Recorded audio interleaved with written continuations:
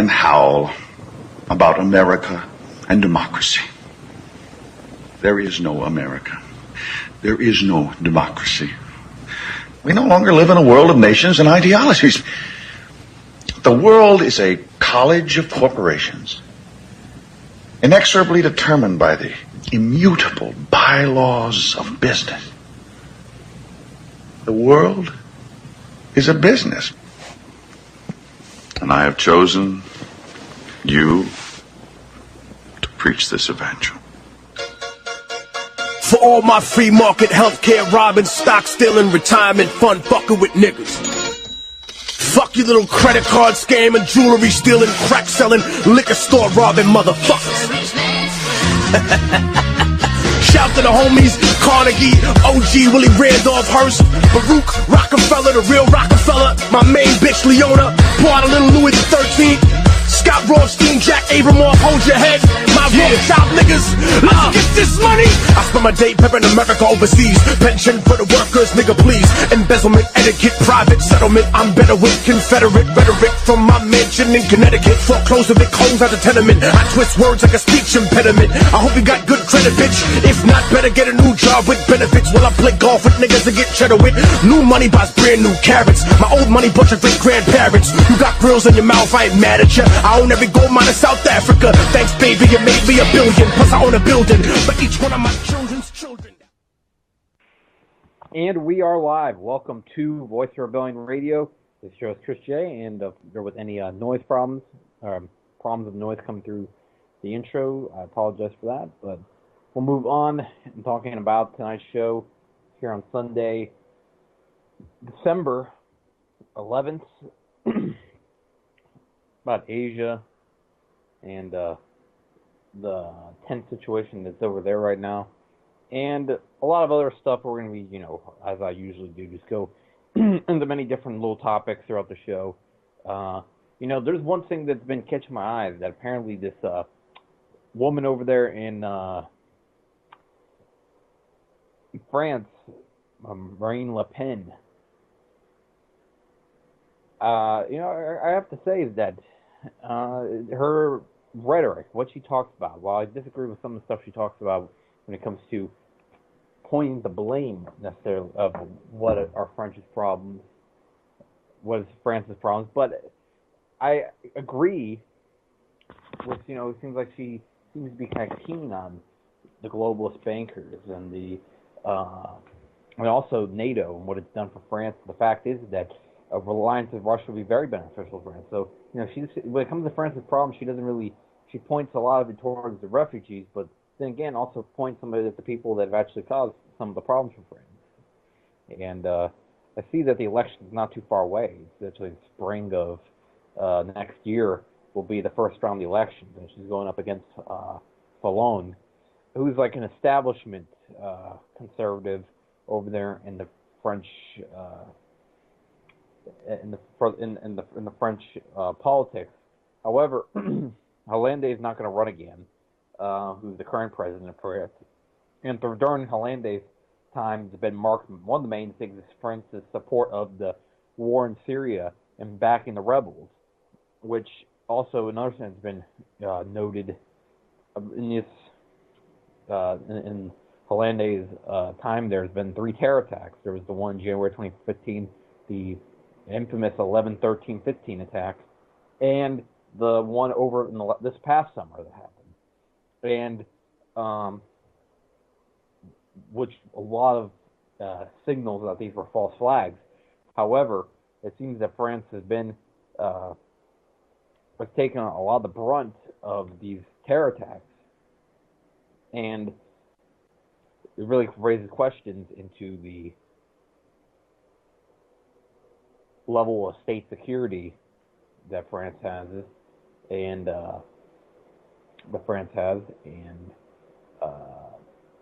also whether if it's either that France is an absolutely terrible state security, or the more likely result that these terror attacks had false flag elements to them, especially when you look at the 11/13/15 attacks, where you have different accounts from the eyewitnesses. Some saying that they saw the security was in on it.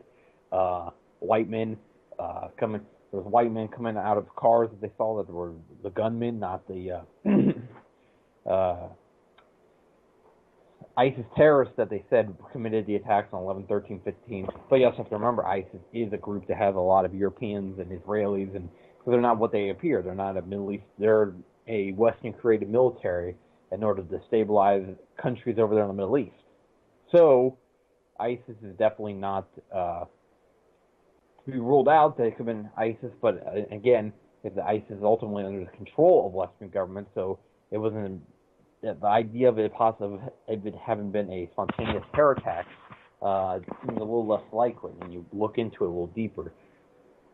Now we're past a year after that happened, and now the French people are still pretty rattled by that event and the other events, and the fact is that also they are sick and tired of what they see as this crazy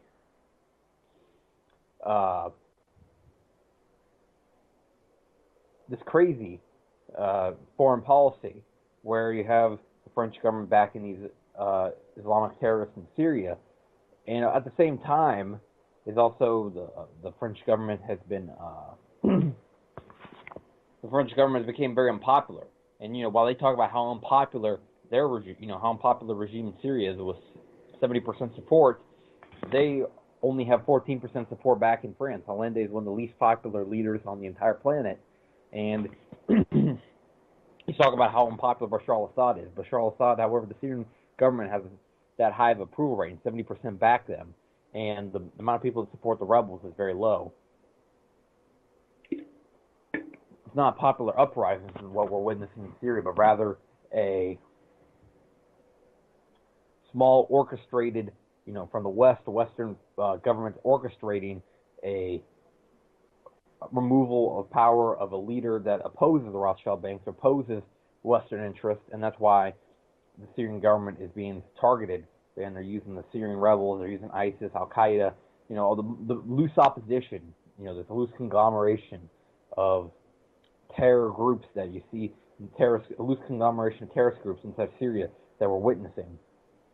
And as the war continues going on, I think that people have really gotten tired of Hollande over there, and I think we're seeing this phenomenon of not just there, but we're seeing all across Europe. We're seeing a phenomenon of nationalist leaders, rising, potentially coming to power, and definitely gaining popularity. However, some of these guys are phonies, and I'll tell you how they're phonies. Is that they distract people and tell people that the problems of refugees, the Muslim refugees.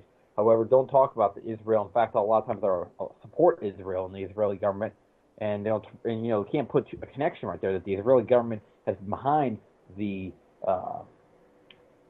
bombing of Syria, which has led to a lot of the people running out of Syria. They've been a big time behind the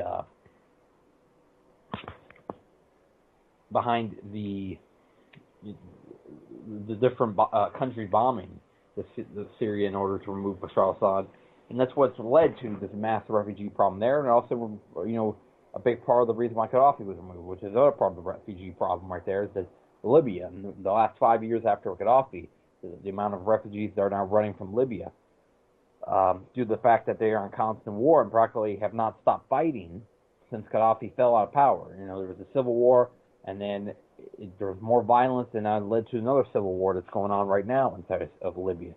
So there's not been peace ever since the first civil war started, and that's led to tons of refugees fleeing Libya, and also France's support, also the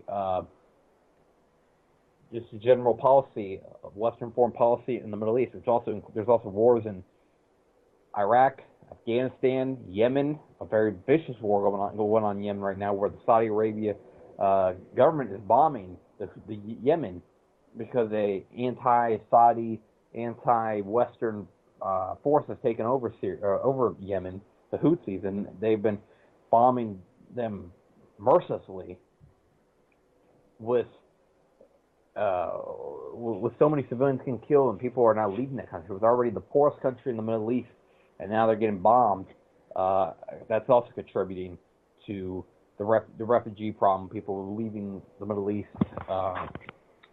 and the Yemeni civilians are, I don't know how many are going to Europe, but I would imagine that some of those people going to Europe are from Yemen, and also just all across the Middle East. There's generally a lot of people leaving their countries because of war right now.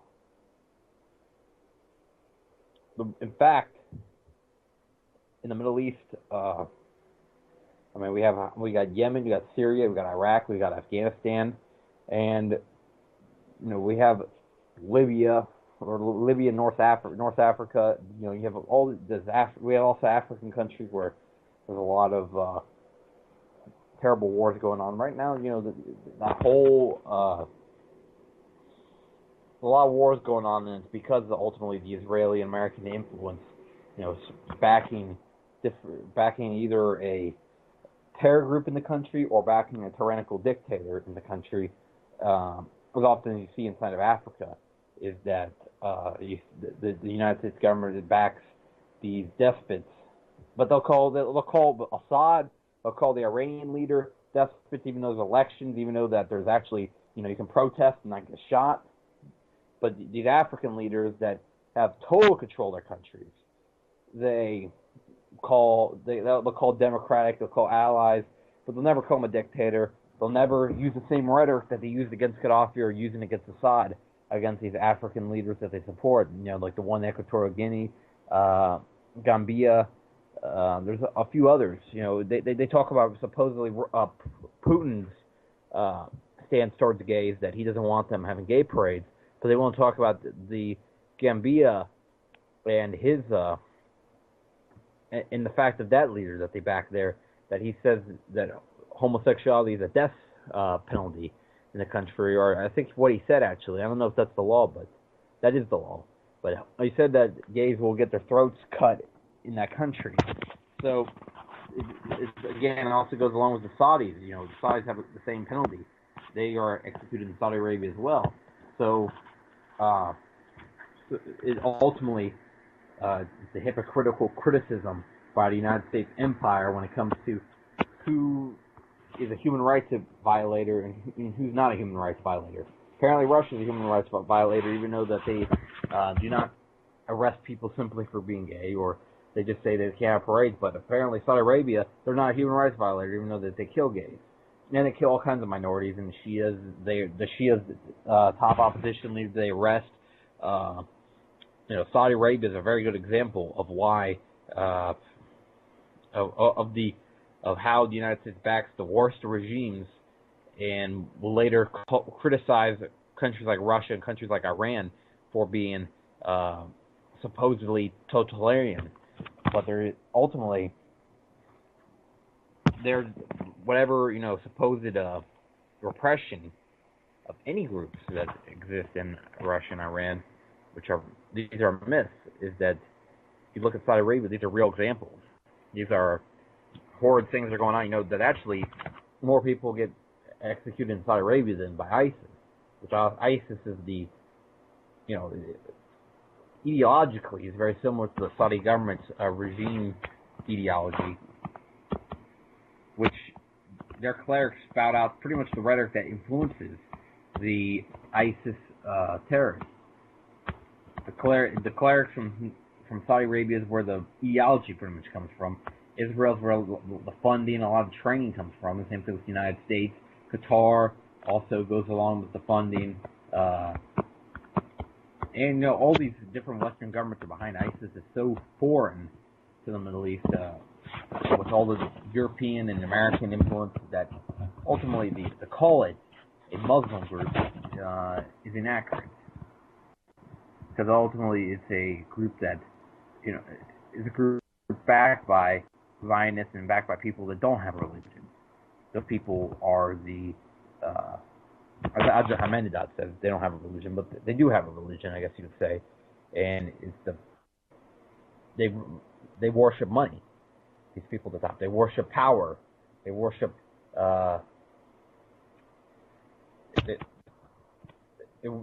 they worship total control that they want to have over the population of the world. People at the top, and ISIS is another tool by the New World Order in order to topple the last Middle Eastern regimes that oppose the Rothschilds. And that would be Iran, that would be Syria, which as you see Syria, they're very far along on the plan, where you have but they've been backed away. You know, as you see Aleppo, they've had a massive they had a massive pushback by the Syrian Arab Army. Now that the rebels have lost the Aleppo that they've controlled for a long time, or not even lost it officially, but Aleppo is just about wrapped up. They're evacuating citizens right now, and I guess they're going to do one last final push and win the city is the plan, or this is just like a whole pause right now. But they're really close to winning the city. I'm just sending over the chat right now to see what's going on.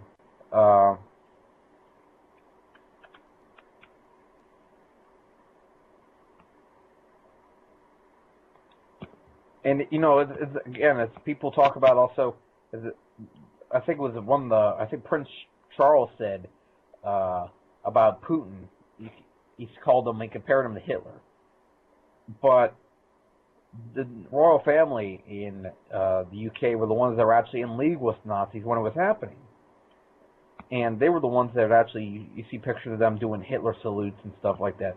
They're the ones that actually you could call Nazis. But it's called Putin. This is also another thing that Hillary Clinton's leveled on on Putin. Is to say, and I've seen accusations like this, is that people have said that Putin's a fascist, which is hilarious because that's saying that the corporations and the government are tied together in that country. But the truth is that the government ultimately is in charge when it comes to the corporations, and it's like the corporations are not influencing government politics. And when the corporations get too powerful in this country, or the corporations start fucking around with the workers in that country, Putin comes in, steps in. They don't mess around with the government, but the government will step in the way of the corporations. If anything, Russia's socialist.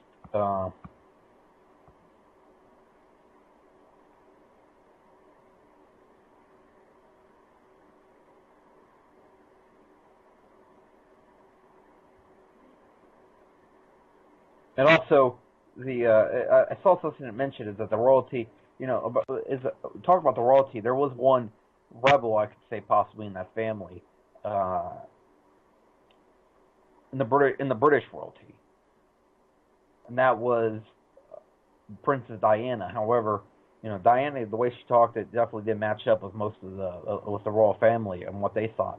And you know, she also wanted to marry a non-British man, which they don't even marry outside of the and not only they don't even marry outside their family really. And she wanted to marry an Egyptian man, and the Egyptian man caused a lot of controversy when they were about to marry. But also, you know, is that Princess Diana eventually died in a car crash in August of 1996, or I think it was September 97. In September 1990. No, on August 1997, Princess Diana died in that car crash, and Princess Diana died in that car crash. There was a lot of speculation that the MI6 or whatnot had some involvement with it, and I think that, to me, that the evidence shows that, because I think even an MI6 guy admitted that there was a role of the MI6 in the assassination of Princess Diana. It was no accident, and there was a lot of evidence that seems to point that way. And the British royalty, you know, the funny thing is that they claim to represent England, but they're actually not even British. They're actually from Transylvania. The British royalty is these people are, you know, they're so admired in America. It's ironic because this country, what we're founded on, was fighting to get away from that, and we literally fought the British. You know, the British when it was still the British royalty still had influence in the country, and still had open influence. You know, they're still very powerful, but they're from the shadows now. They claim to only be ceremonial, but back then they weren't ceremonial, or they didn't claim to be ceremonial. And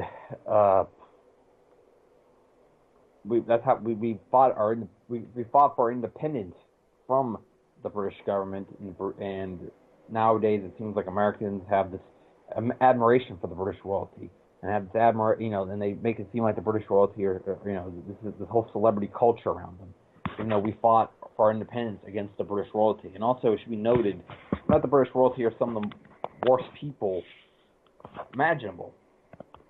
I mean, these people. There's all kinds of stories about these people have human hunting parties, and these people are, these people are very minimal. You could say is that they're colonialists responsible for the millions of deaths throughout the colonial expansion of the British Empire throughout hundreds of years. And ultimately, they were like the ones before the United States military.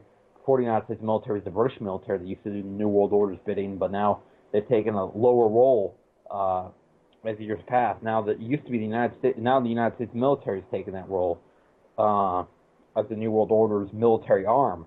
But Britain used to be that and was that for hundreds of years. And they actually, if you look at the history, is that before World War I and World War II,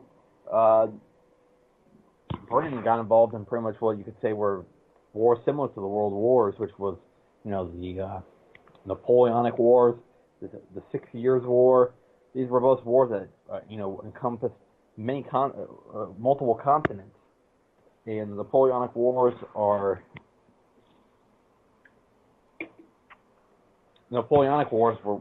wars that ended up killing millions of people, and the British Empire was in that too. And what it appears is that they were trying to quell what looked to men, in many ways it appears that Napoleon did fight back against the bankers, and that Napoleon wasn't a part of their plan.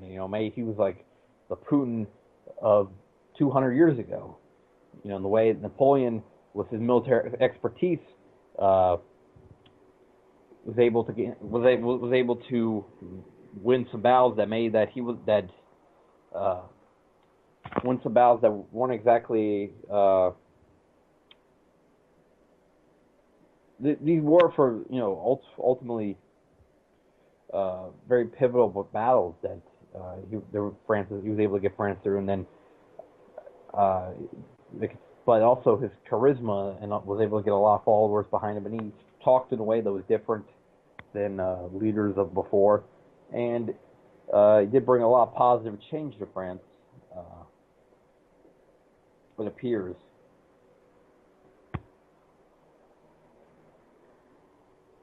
And the royalties of a lot of royalties of a lot of countries are not even connected to their countries. Or they really all are connected. Really, a lot of them are connected like one single family. For example, the royalty of Germany was related to the royalty of Russia, which were related to the royalty of Britain.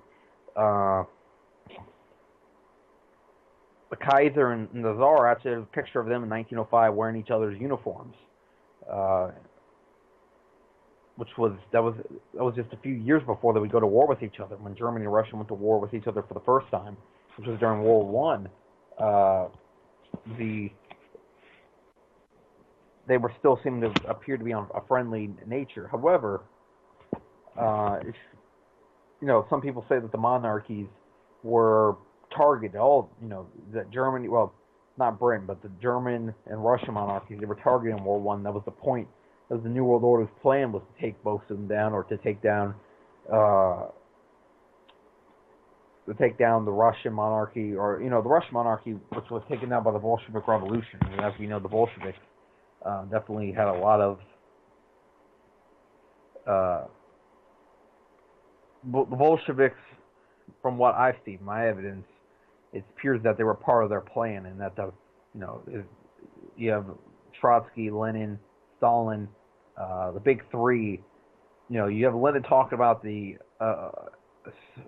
United States of the world. You have Stalin, that obviously, you see what he did, and it pretty much matched their agenda. And Trotsky, another person right there that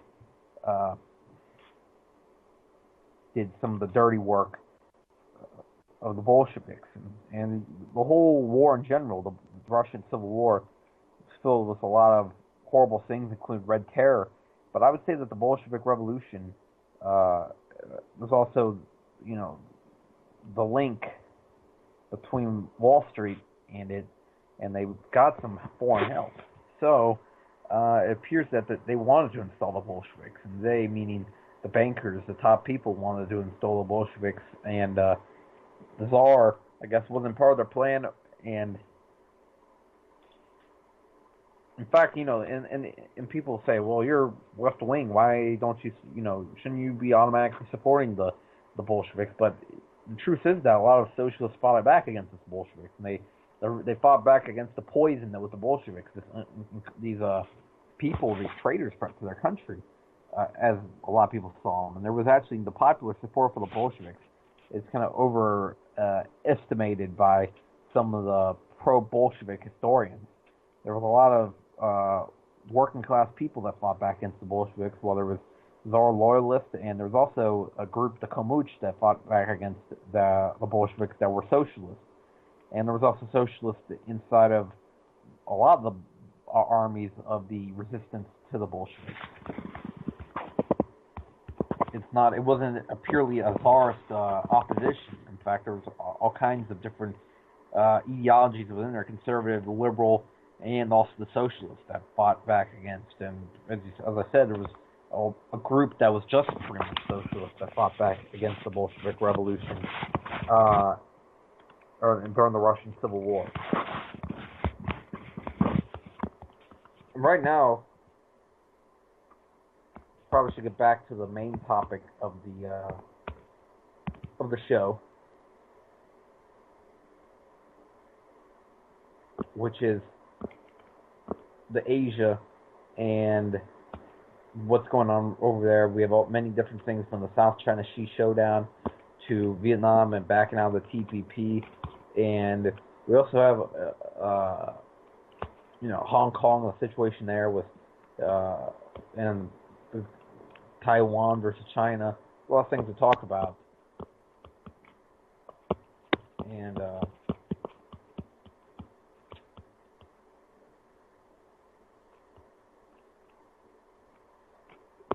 also the Korean situation. One of the biggest things that's been going on for a long time there is North Korea and the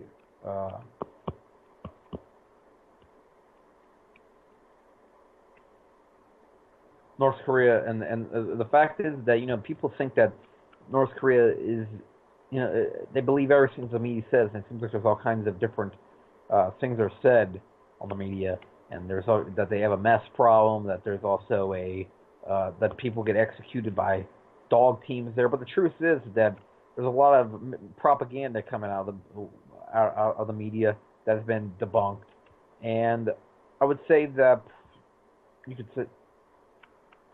say that it's almost similar to Venezuela, that they always seem to have different stories about it. And it's what comes about, what's it really about? What is that they possibly, because they don't have a Rothschild Bank, they're going to be targeted a lot by the media. And even some people in alternative media don't like to face that fact. That doesn't have much to do with supposed human rights or anything like that. And in South Korea, you have the government's becoming more and more unpopular, and Park Chung-hee, was the daughter of Park Chung-hee, the former dictator of South Korea. She was actually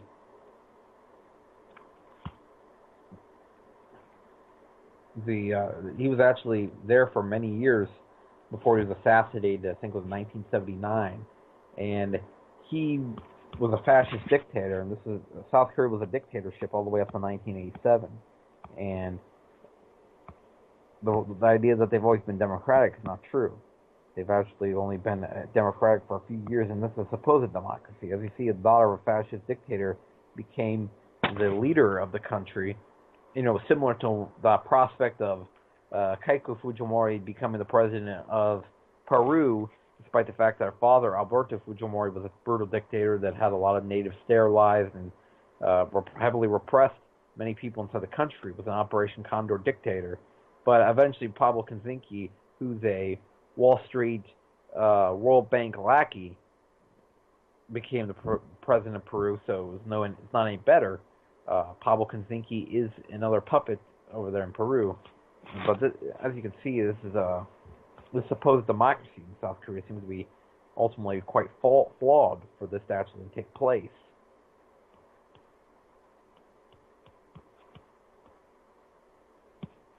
And there's been protests that's been going on right now against their rule, and it resulted in the impeachment of Park Geun-hye. I believe the impeachment is that the official term that's being used.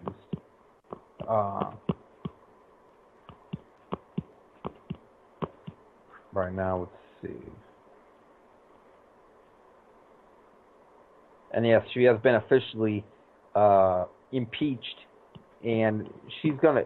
I think that it's not officially impeachment, but the proceedings have begun, and she was stripped of her powers on December 9th, that was 2 days ago, and now you got the acting president Hwang Kyo-ahn, which is the prime minister of South Korea. So it's not like a completely different governments came in. It's just pretty much just the same government, but a different person there. But the elections are coming up not too long in South Korea. The question is whether they'll be able to, will be the success of the so-called establishment over there, as the rising discontent with the stance against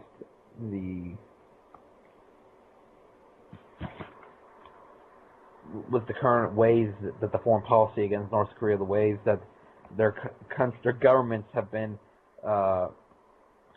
for so many years. And now people have gotten so sick of the same thing, and also the constant tension with North Korea. People also have felt that it's time for Korea to become unified, which it doesn't seem like South Korea is pushing towards that. North Korea actually seems to be pushing towards a unification. In South Korea, though, a lot of political parties are repressed. It's like the parties get shut down if they are believed to be pro-North Korean, and also pro-North Korean media in the country is banned. So there's not too much openness in their electoral system. So the question is whether or not a change could even come from an electoral process in that country. And there's always the potential thought that maybe one day a revolution could break out there, as has been talked for many, many years. And you got your top four parties: the Saenuri Party, the Democratic Party of Korea, People's Party, and the Justice Party, all being not too far apart in their ideology. And there was a party that was there not that long ago that actually I think got shut down because they accused them of being pro-North Korean. And that's all it takes to get shut down in that country.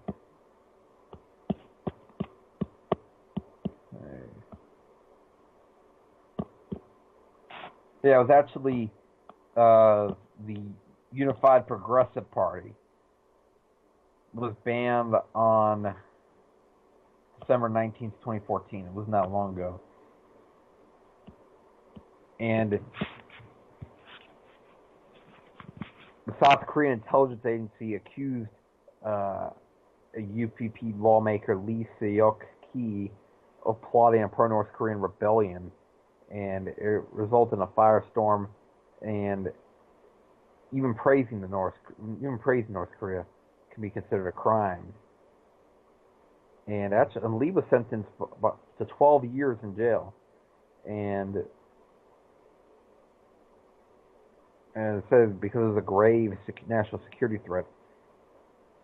But they believe that the meeting. Some people believe the meeting didn't even take place. It was allegedly in a May 2013 meeting comprised partly of UPP members, in which reference made to prospect of attacking South Korean infrastructure in that event, and the recently heightened tensions between the Koreas led to war. Which actually, 2013 things got very tense, and in fact, the highest tensions were in early April 2013, And there was actually B-52s flew real close to the border, almost looking like they were to invade, and that led to, or it was like preparing for an invasion, and that led to the tensions that you saw inside of North Korea, inside the Koreas, and North Korea taking a very aggressive stance, which was the B-52s, to do their different exercises. The B-52s were preparing for an invasion. The press party exercise, not as they were actually going to invade, but they were preparing as if in the future event they would invade. They were preparing for an invasion. And their position on North Korea wasn't even, when they had their blueprint, was just a reform of they had a reform of the party's political positions, including, but they said they would criticize North Korea's human rights record and saying that it cannot be justified. And also criticism of their nuclear weapons program, which, ultimately the human rights record, and the funny thing about that is that it ultimately is questionable how much of it's true. And it's also coming from a country, when it comes to one of the main people that's accusing, that has Guantanamo Bay. North Korea's human rights record is, it's a lot of speculation involved with it. And you have these defectors that, there's only a handful of them that can actually tell a story. The nuclear weapons program, well, that's just a deterrent for an invasion. You see what happened to Iraq. You wonder why countries like North Korea want to arm themselves. It's very clear to people that actually seen what the United States has done in the last few years in their aggressive foreign policy stance. Also, the NATO bombing in Libya is another example of the aggressive foreign policy stance by the West that they've taken in recent years. And we have this daughter of a dictator that became the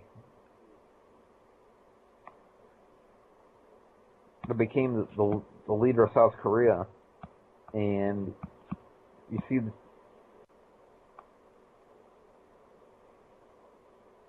the tensions that you have in this country, and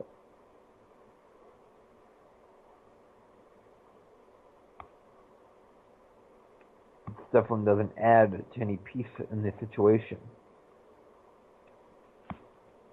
She was kind of close to her father. I mean, this is what it says. The Park's mother was assassinated, and I guess she had a kind of a bigger role in the government when the father was president, which was all the way up to 1979, with the assassination.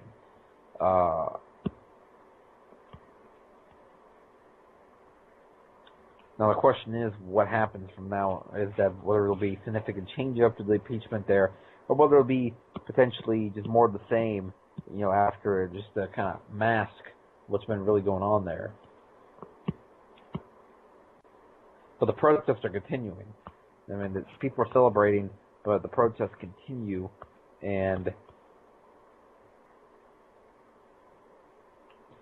it really shows a discontent all across many European allies, or many American allies, of people sick of the status quo, and it's whether they pick the right solution or not. Whether they pick, they could pick a phony nationalist like what you have of several of the nationalists across Europe, or they could pick a actual change. It's like I think what I've seen from Marine Le Pen, who's running in 2017, this might be a woman that could actually bring a real change. Even though I'm left wing and don't agree with some of the stuff she says, and I don't think that she represents more of the right wing, but also economically, she has a message that more resembles what people like people like Corbyn or people like Galloway, more like, that's a better one, Galloway, talk about. And also pushing France out of the European Union could be a great step towards shaking up the status quo across the world, when the European, or across the Western world, when the European Union gets dismantled.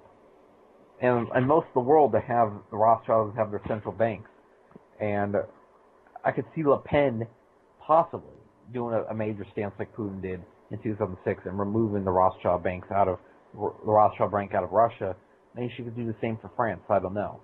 And the status quo in the American, when I said the status quo across the world, I meant the Western world, the countries' American allies. That's the status quo that needs to go, and Le Pen could shake that up. Putin got rid of the Rothschild banks in Russia. Maybe Le Pen could get rid of the Rothschild banks in France. Anyways, we're at 9:40 right now. If anybody wants to call in, you can call in at 718-717-8296 or 718-717-8296, 718-717-8296. Kind of seems weird actually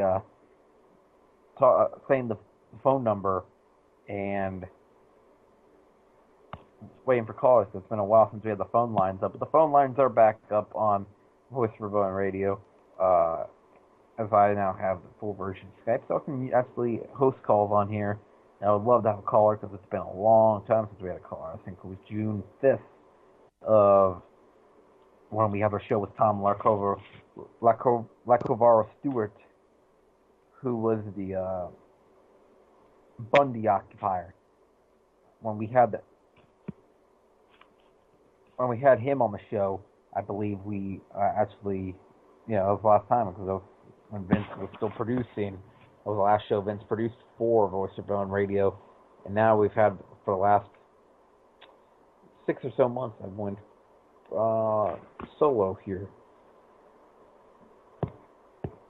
And for people in the chat room, I stepped away from the chat room for a little bit. The chat room wasn't really buzzing so much tonight.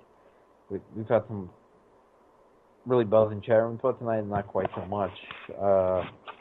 I don't know. It's a cold weekend across the country. I would think that people, listen to the show, the ratings do go up. I would think when there's not as much to do outside. Hopefully, you're not watching one of the biggest distractions that Americans receive, which is the NFL. Which, I'll watch sports, but I won't let it distract me from what's really going on. Sports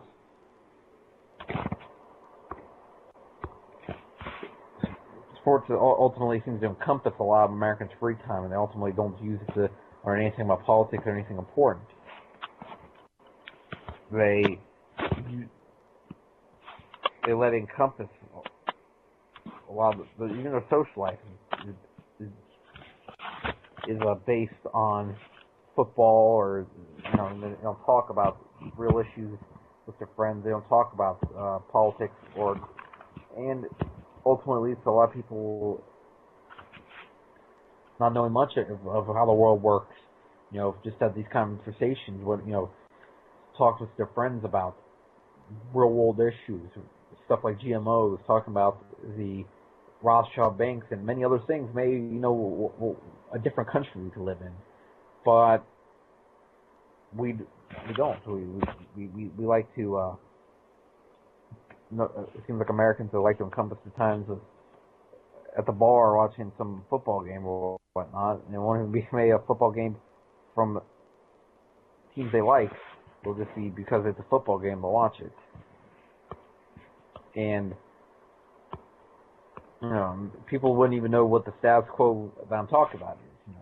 Talk about around the world, as I meant the Western world and the American allies. And the fact is that Putin removed the Rothschild banks, and Le Pen Putin removed the Rothschild bank, and Le Pen could remove the Rothschild bank.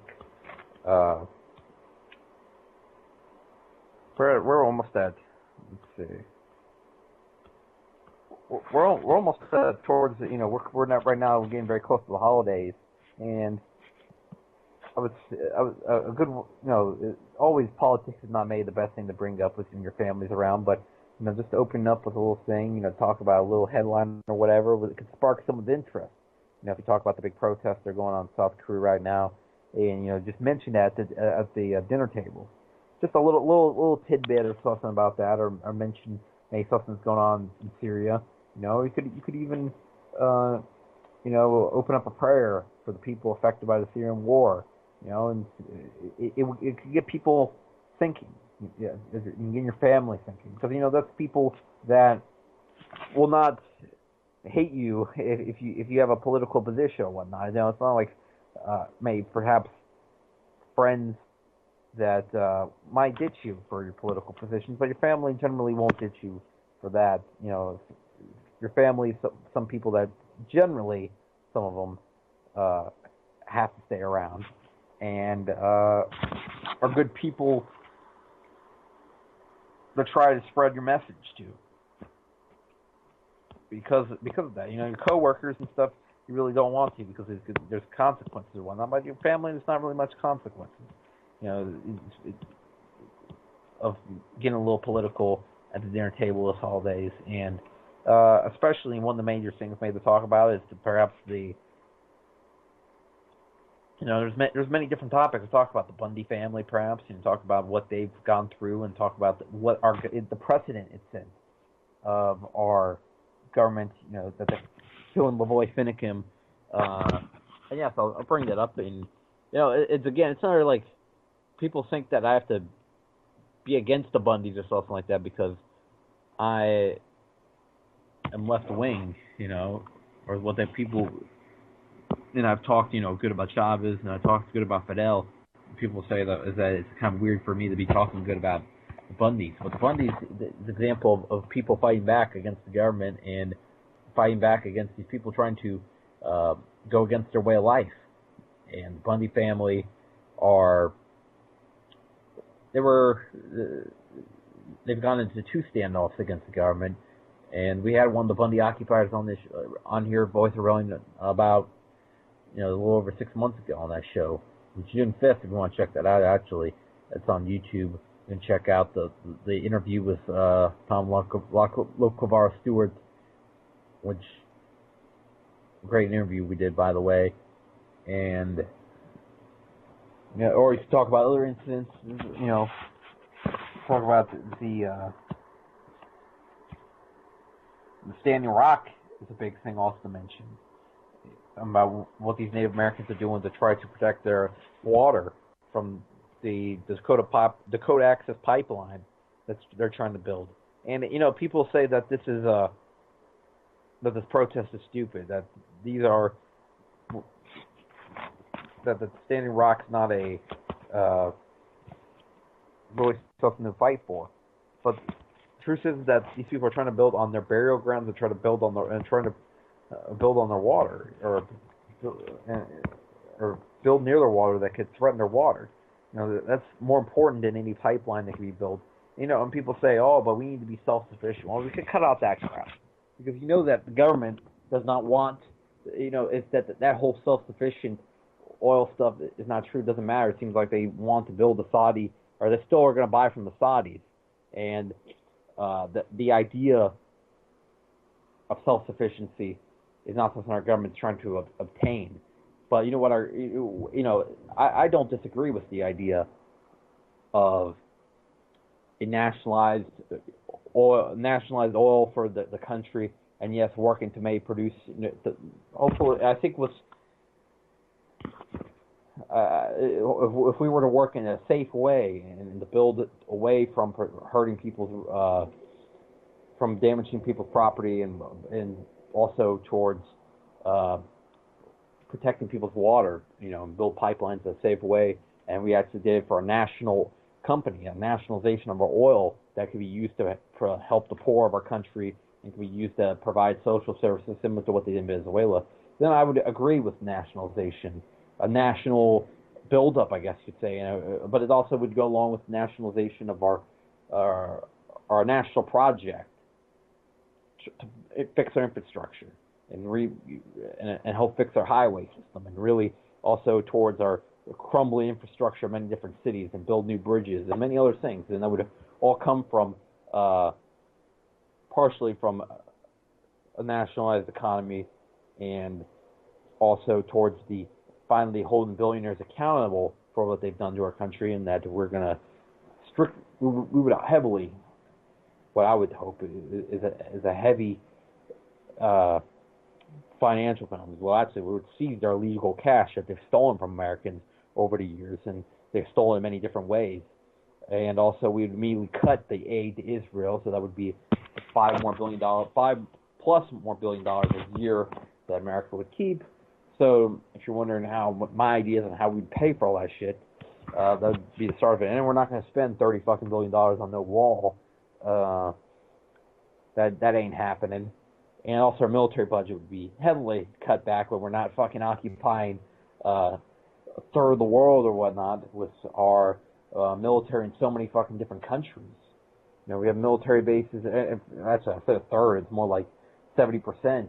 You know, all these Colombia. You have military bases in Germany. You have military bases. You know, in Europe, they've been there since World War II. These military bases. You know how much money it costs to run a military base. We have our military budget at one point with the rest of the world put together.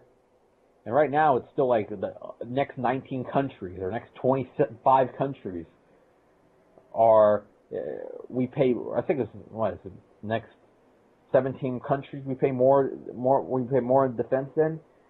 One time, and that's what Mike Gravel said in the debate in 2008, that we pay more to, which was a presidential candidate that actually, you know, people talked about Bernie Sanders and whatnot, but this guy was actually the real deal. In 2008, this guy ran for the Democratic nomination. Of course, he didn't make it, but he talked about our budget being more than the rest of the world combined. In fact, he also talked about, you know, he said about who's our biggest, when asked who's our biggest enemy besides Iraq, and he said we don't have any important enemies. We need to treat the rest of the world like equals. And yeah, that little like clip is right there at the beginning that of the song that we used as our intro a long time ago here at Voice of Run Radio, The Complex of Payday Monsanto. And Mike Gravel, if you haven't gotten a chance, look him up. He's actually still alive. He's pretty old. 78 when he ran. I think 77 when he was 77 when he ran in 2008 for the election, and now he's up there, but he's still active on Facebook, and I'm proud that I actually have that I've actually been able to connect with him on Facebook. I never sent him any messages, but I was actually able to add him as a friend. You know, that was pretty cool when I found out that he added me as a friend when I looked up on my Facebook one night, and I was like, oh, wow, he actually added me.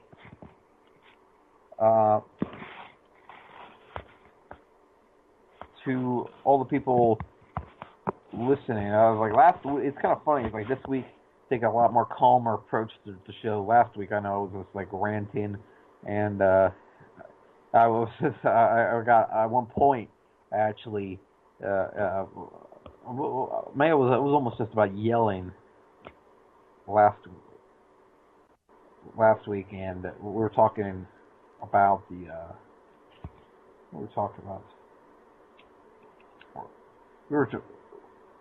know I was talking about Israel when I started ranting. I mean, that's what happens a lot of times when I start ranting and start talk about Israel, and what the fuckery that they've done with the people of the United States. And, you know, people actually believe that the people that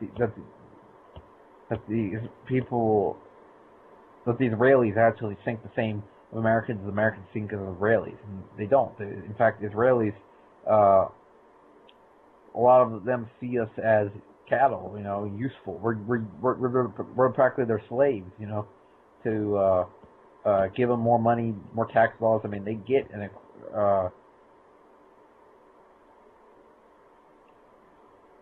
they get approximately per person $1,000 a year. You know, that's not how it works, but they get $5 billion annually, and we also get all their different weapons and stuff like that they use against the Palestinians.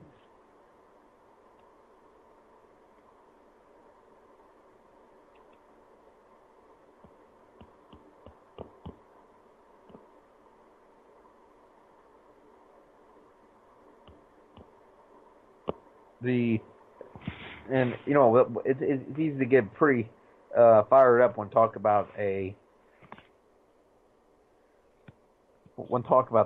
Israelis to talk about what they do to the Palestinians. You know, these people have been put. The Palestinians have been pushed into these small specks that are called the West Bank and the little strip that's the Gaza Strip. And Gaza cities, you know, they've been pushed in this heavily populated area that every time the Israelis attack, so many people are killed because they're all tightly put into there. So they're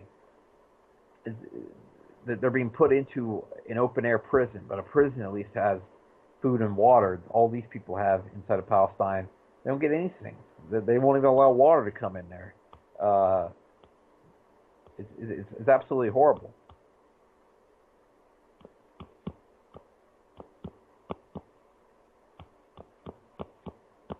The Palestinian situation that the Palestinians go through is probably one of the things that definitely, you know, around the holidays is maybe a thing to try to talk about with your family a little bit. You know, it's like, because especially the topic of Israel does come up every now and then, especially when we have Hanukkah, and also just the fact is that, you know, the Bible comes up and talks about Jesus, but, you know, Jesus was a Palestinian. Jesus was born in Bethlehem, Palestine. And Palestine, to this day, this is where Christians, this is where this is where the Christian community inside of Palestine, there's a lot of them there. And you know, people look at you funny when you say that Jesus is Palestinian, but that's what it was. And the idea that, you know, and also the biblical Israel is much different than the Israel today. The Israel today, for one thing, is different between the Israelites and the Israelis. The Israelis are white Europeans that converted to Judaism at different points, but a lot of them around the year of 800 in Khazaria, while the Israelites were actually darker people, you know, the Semitic people that now are pushed into Palestine. The biblical Jews, a lot of them converted to Islam around the time of Muhammad, and that then later they became the Palestinians that will be known today. And now the Palestinians are being killed by the Israeli military. It's ultimately they're the ones that are truly anti-Semitic because they're the ones that kill Semitic people. The Semitic people live in Palestine, while the Ashkenazi Jews live in Israel, and these people are similar. Many people say that they're so similar, but in reality, they're actually two different people. So actually, they're not similar. They're not similar. They're two different people, and the Semitic people versus the European Ashkenazis. And also, let's look at another thing, is that Israel, they have the highest rate of skin cancer than any other country in the world. So that means that something's off, and that's because they're not supposed to be there. They recently came there after World War II. These people are actually in the wrong country, pretty much. Well, I don't know 100% about that fact. Actually, someone told me that fact about the skin cancer. And also, I find going back to Asia, I find it interesting this new leader that came about, Rodrigo Duterte. He's now the Philippines leader, and he's attracted a lot of attention. And people, I mean, this guy has a lot of support in his country. It says a Pulse Asia survey conducted from July 2nd to 8th showed that Duterte had a trust rating of 91%. The previous highest of this is the highest of the 6 presidents since the Marcos dictatorship. The previous highest was Duterte's predecessor, Benigno Aquino III, with 87%. Shortly after his inauguration, let's see. Starts going to talk about something about disaster agenda, but Duterte's gotten a lot of attention for his rhetoric against different leaders, and the one thing I do criticize, and I see this read this now, is that Duterte approved the burial of former President Ferdinand Marcos at the Hero Cemetery in Taguig, scheduled for October 18th. And he said that Marcos was qualified for the burial at the cemetery due to him being a former president and soldier. But he was a brutal dictator that affected many, many people in that country. And he was a fascist dictator. He's backed by the United States government. And Duterte seems to take a strong stance against the United States government, but ultimately, the United States government backed this guy that I don't know if he looks up to, but Marcos is backed by the United States government, and Marcos was a tool of the United States during the Cold War. Just like all the Operation Condor leaders in South America, Marcos was also a fascist dictator in a third world country that served a purpose for the United States government. And he's also got a lot of criticism for the drug war that he's waging, which they say there's been 3,000 killings. In just the first 3 months, 3,000 killings were done as part of the anti-drug campaign, and more than half of them were attributed not to the law enforcement, but the vigilantes. At the beginning of October, let's see, so an officer told The Guardian that 10 special ops official police death squads have been operating, and they've been involved in, that he had been involved personally in killing 87 suspects. And, of course, UN human rights, maybe we shouldn't be taking evidence from them, especially what they've been involved in, and that one of the people in the UN Human Rights Commission is Saudi Arabia. Actually, they're the head of the UN Human Rights Commission, Saudi Arabia, so they're not too credible, and by not too credible, I mean not fucking credible at all. Of course, he has dismissed the UN's human rights concerns by dehumanizing drug users. That's what it says on Wikipedia, but that's what people have criticized him for, is that he doesn't just go against drug dealers, but drug addicts as well.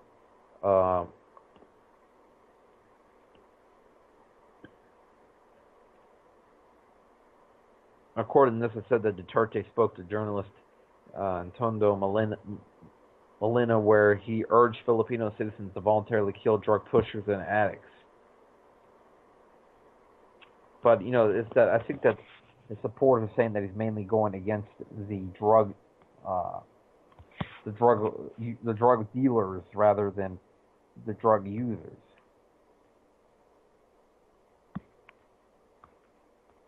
Also, another thing that the Duterte, people say that he wants to build a better relationship with Russia, and he wants to build a better relationship with China, unlike what the previous Filipino leaders have been very strongly pro-American. However, the Philippines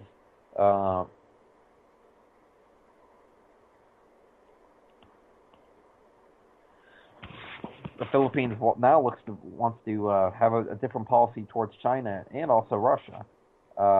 Duterte met Putin on November 19, 2016. That was part of the Lima summit.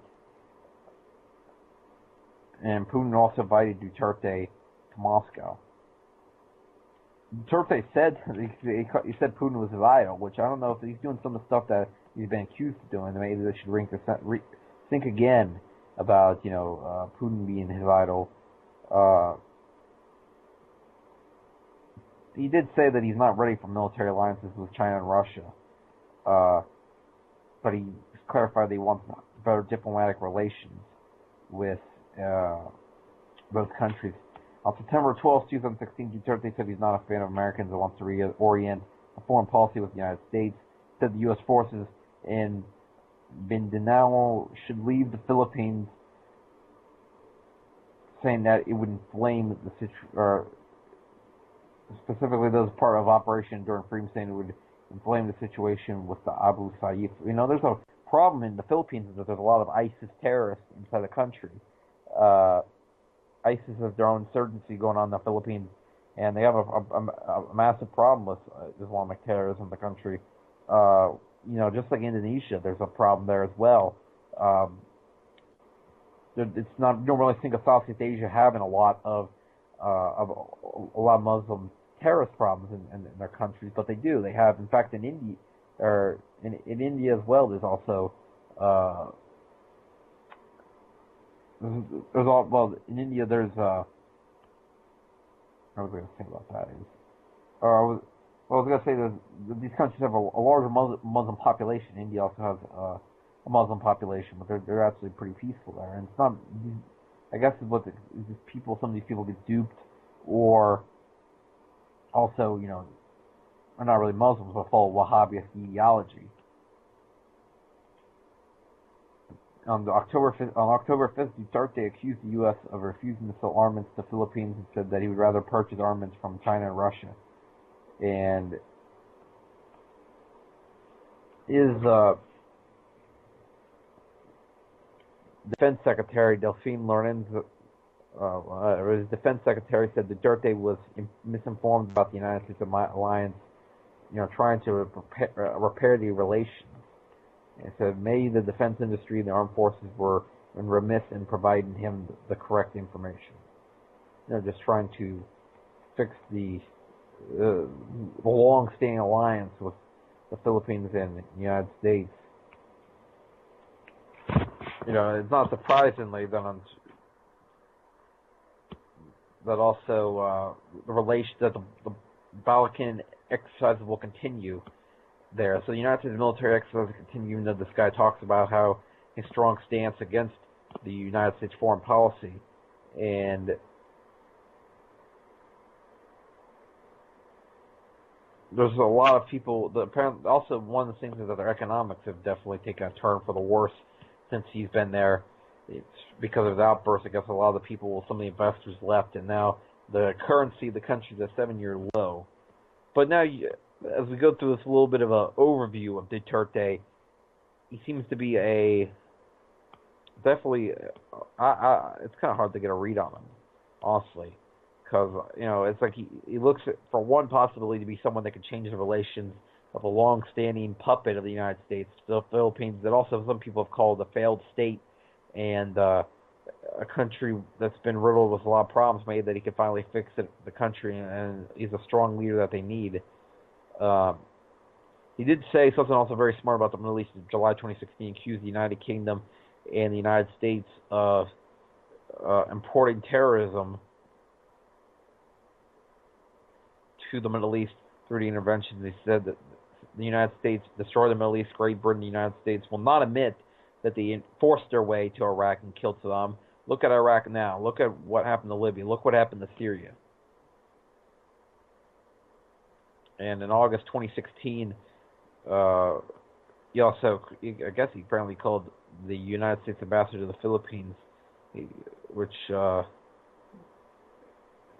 really that I agree with the comments they said there. I just find it interesting. They said that even though that, there's other ways to criticize this guy, but he says about the, he says, as you know, I'm fighting with, John Kerry's ambassador, his gay ambassador, the son of a whore. He pissed me off. Duterte added, Goldberg, meddled through the elections, giving statements here and there. He was not supposed to do that. The United States State Department then summoned the Filipino charged the affairs, Patrick Chusato, to discuss Duterte's comments. I remember when that happened. I'm not really laughing at the for him picking on him because he's gay. I'm just laughing at the way he outburst and laughing at it's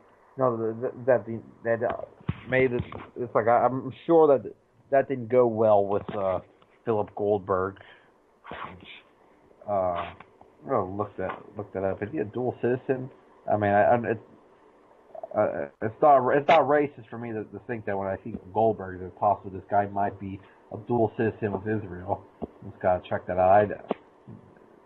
Right here, I'm actually. The name definitely rings a bell. It's not the first time I've seen it. Actually, man, I think that's the first time I've seen the name. I don't see anything on here about dual citizenry, but apparently he was actually the United States ambassador to Bolivia before, I think this is the guy that they pulled from Bolivia when Bolivia told him to cut off relations with the United States. That was the guy. When Chavez gave his speech, Valencia Yankees de Mierda, he also, when Venezuela also cut off diplomatic relations with the United States, that's the guy, that's the ambassador he kicked out, and he's the one now for the Philippines. That's interesting.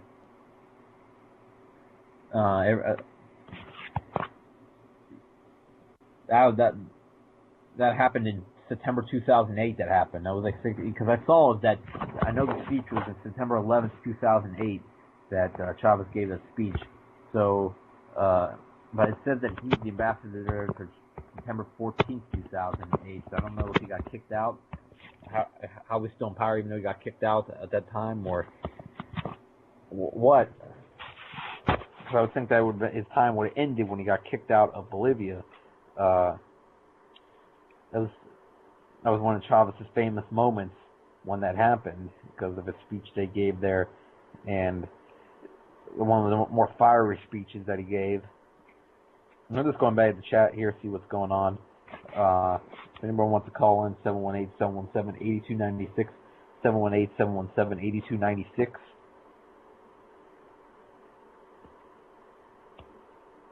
Chat always takes a second to load. But the Philippines definitely will be a big player in whatever's to go on there, especially in the South China Sea, because we have a lot of countries. There's a lot of countries vying over it, and you have the United States and China.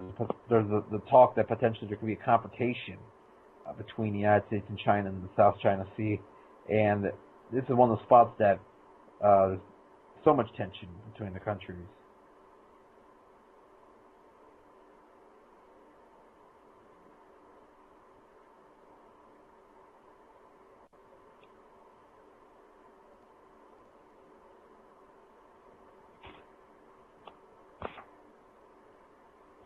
Right now, I'm looking at the chat room. It's actually pretty much 2 people in the chat room today.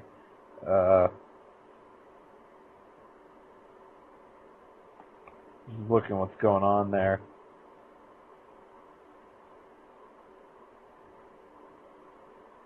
That's kind of interesting. It's like it ultimately ends up in a conversation. The Royals seems to dominate the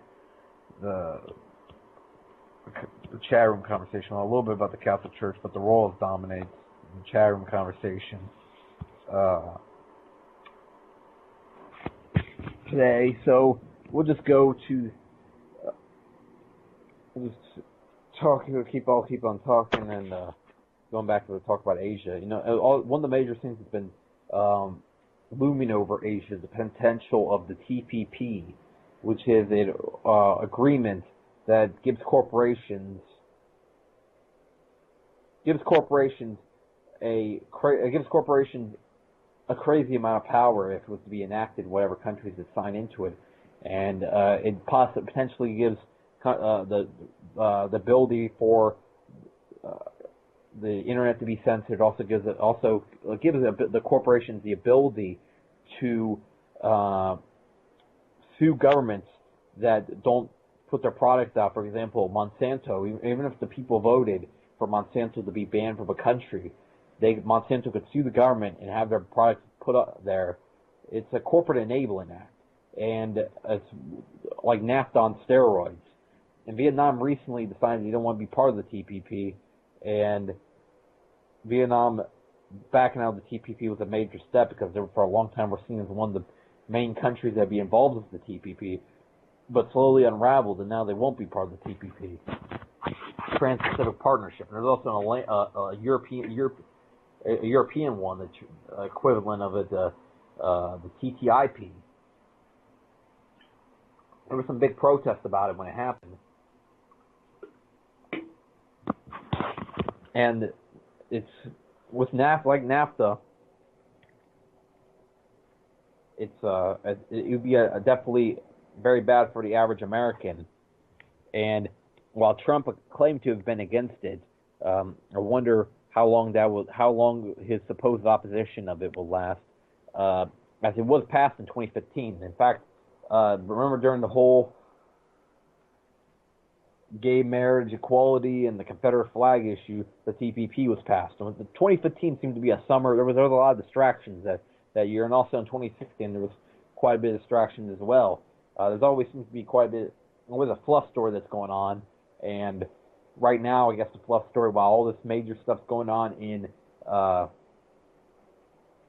lot of this major stuff's going on in Syria right now. We have Aleppo very close to being liberated. We also have right now. We also have what's been going down in well, I guess really I guess you could say the the protests in South Korea. You know, these stories have been overshadowed by the fluff stories of, for example, you know, we have the usual stuff, Kardashian shit that goes across. You know, I know they take up a lot of space in the Daily Mail, and then you also have the Trump, all that stuff going on with his different cabinet picks, and you hear just left and right about all the stuff relating with the Trump transition, and as we get closer to the actual inauguration of Trump, soon people will start to realize that not much is going to change. You know, it's like the man that was talking about draining the swamp. He's electing all these establishing people, Bush-era people and stuff like that. And there was actually some talk of him picking Giuliani. They picked Mad Dog Mattis to be the Pentagon chief. Mad Dog Mattis, I'm pretty sure, is just another general that advocated for these wars in the Middle East and also advocated for probably for a military solution in Iran, which by solution will just create a lot of problems when the Iranian government falls out of power and an extremist government takes over, similar to Saudi Arabia. I can imagine when Iran, just like Iran's a very similar situation with like Syria, is that if their government falls, it falls into extremist hands. Syria will fall into extremist hands. People said that the Iranian government's extreme in their ideology and the fact that they utilize a little bit of Sharia in their law. But the fact is that the Iranian government lives peaceful, exists peacefully with Christians and Jews in the country. The Iranian government also has Jewish supporters. Well, some of the people in the Jewish community were actually infiltrated from Israel. A lot of the Jewish community are loyal to the Iranian government, and there's not any real problems. There's actually 25,000, I think, live in the country, or I think it's 25,000 live in Tehran. It's actually a pretty interesting thing about the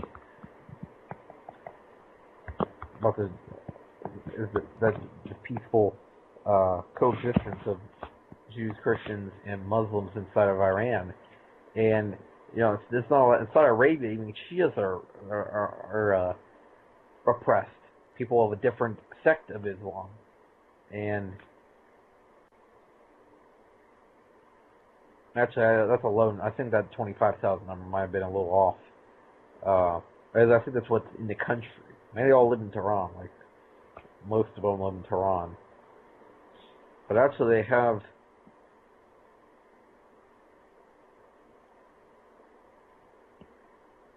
There's quite a bit still there, and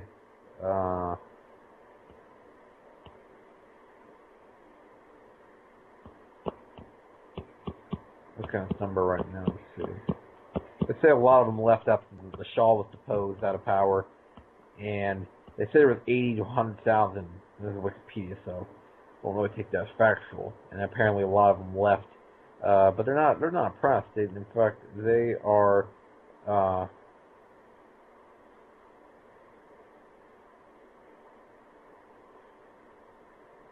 They're treated quite well by the Iranian government. And even Khamenei said we recognize our Jews are separate from those godless, blood-sucking Zionists.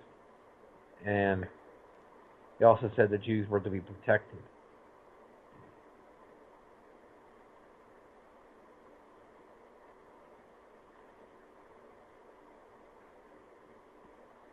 And Haron Yashai, a film producer and the former chairman of the Central Jewish Community of Iran, said, Khamenei didn't mix up our community with Israel and Zionism. He saw us as Iranians.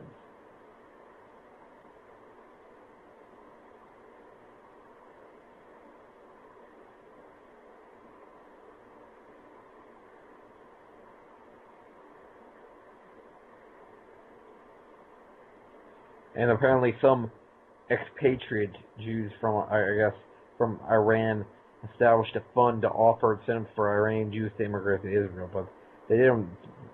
Few of them took them up on the offer. They wanted to stay in the country because they're loyal to the Iran. They're not supportive of Zionism. They're not.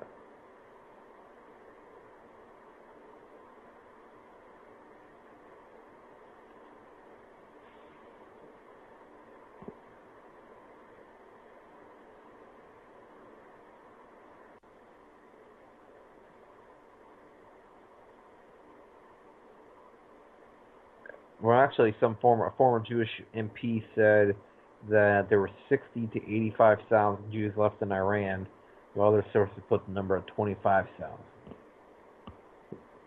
Interesting.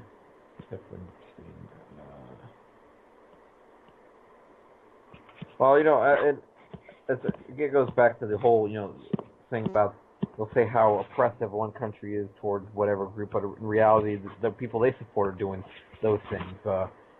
The Iranians, there's supposed discrimination against the opposition. It's not happening.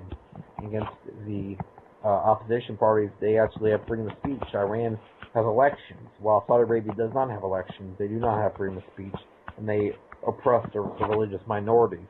Saudi Arabia is a backwards medieval type state where people who oppose the Saudi regime face serious consequences. However,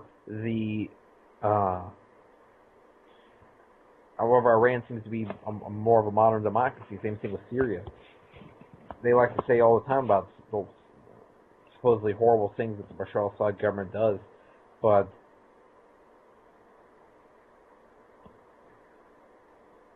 Bashar al-Assad government shouldn't be confused with the rebels, and the rebels are doing these horrible things. These are ones that are using people as human shields. These are ones that have been crucifying Christians. They've been targeting religious minorities.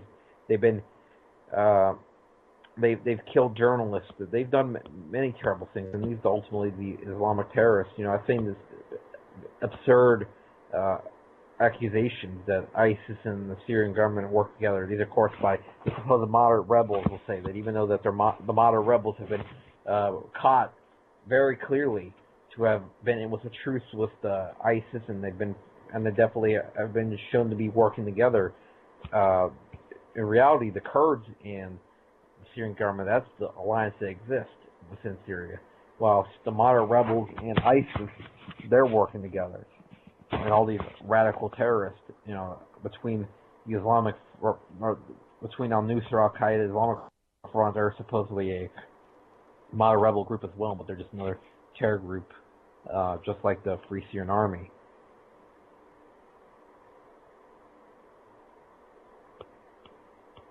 And ISIS's grip on the country is falling as the Syrian government puts more pushes, and right now they took back, or they're about to take back Aleppo. They've pushed them away from Damascus. There's a lot of fight, but there's a lot of fighting left to be done before the civil war could come to a conclusion. But as the Syrian government gets closer to victory, you wonder if that means that soon, and that's potentially what it could mean, is that the Americans could intervene if they feel that their friends are about to lose, their terror allies are about to lose inside of Syria. In fact, al-Nusra changed their name, apparently, and they're no longer called al-Nusra. Now they have, forget the name actually of what they call themselves. And the Free Syrian Army apparently like the Syrian Democratic Coalition. Oh yeah, it's like the Arab Coalition is the Al-Nusra, but they're still the same groups. They're still the same terror groups. And also, if you look real closely on the map, and you can look it up on right now, like you look up the Syrian Civil War map. Look real closely. There's like a cluster of ISIS right on by the border with the Golan Heights, which is the occupied area by Israel inside Syria, and that's interesting that they allow the ISIS is right there, and there's no invasions or anything like that. There's no attacks, nothing. But they have been caught. They've been caught red-handed, supporting ISIS. Israel obviously is an alliance with ISIS. Same thing with Israel claim. Same thing with all these Western countries, Qatar, Bahrain, all of them. They're supporting ISIS and supporting the terrorists inside of Syria.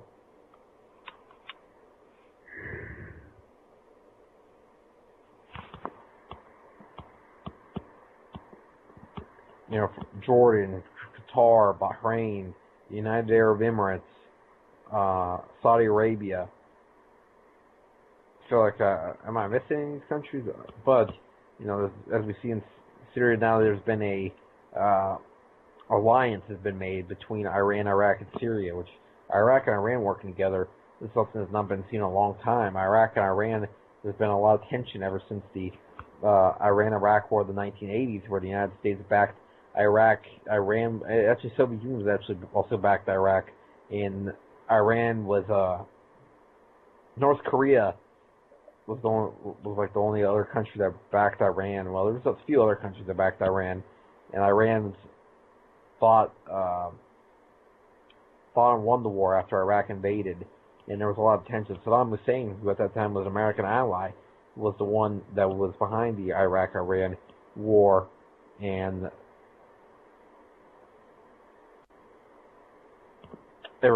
now they started working together, which is, this Iraq government was supposed to work for the United States government, but now, in fact, it's backfired on them. Now that the Iraq government has become started to lean more towards Iran, rather than to stay with the United States. They probably liked it. I know they liked it the way before with Saddam when they backed him against Iran, because Saddam at that time was seen as an American ally. He actually got the key to the city of Detroit, and also he was seen meeting with Donald Rumsfeld back in the 1980s.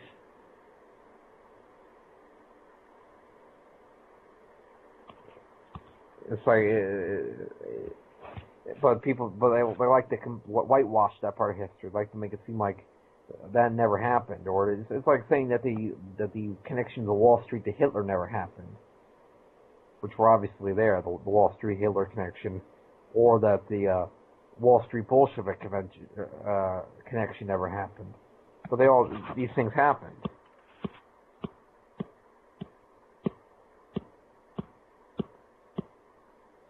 And we're actually right now at 10:28, so if anybody wants to call in, please do at 718-717-8296, 718-717-8296, here at Voice Rebellion Radio.